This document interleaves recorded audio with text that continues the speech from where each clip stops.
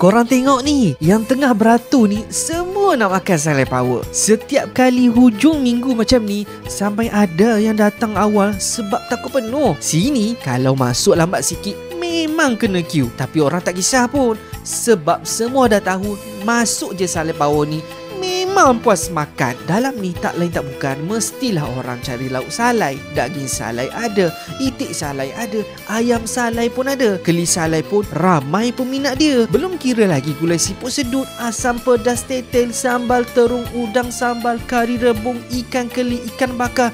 Macam-macam lah makanan kampung yang ada kat sini. Rasa salai sini lain daripada tempat lain. Ada yang cakap kuah dia pekat, ada juga yang cakap bau salai dia padu, ada yang kata makan sekali terus jadi kedai favourite keluarga. Memang best makan kat Salai Power ni guys. Meja makan pun banyak sangat. Kalau datang family besar pun tak risau. Meja panjang ada, meja kecil ada. Nak duduk bersila pun boleh. Tapi ramai orang-orang muda suka bersila sebab feel dia macam makan kat kampung. Orang sanggup beratur panjang sebab bila dah pernah datang sekali, dia tak sama dengan kedai lain. Rasa dia lain, vibe dia lain, layanan pun buat orang rasa dihargai. Kalau korang tak pernah datang lagi, singgahlah Salai Power Jalan Kebun Shah Alam ni. Pasti akan datang lagi.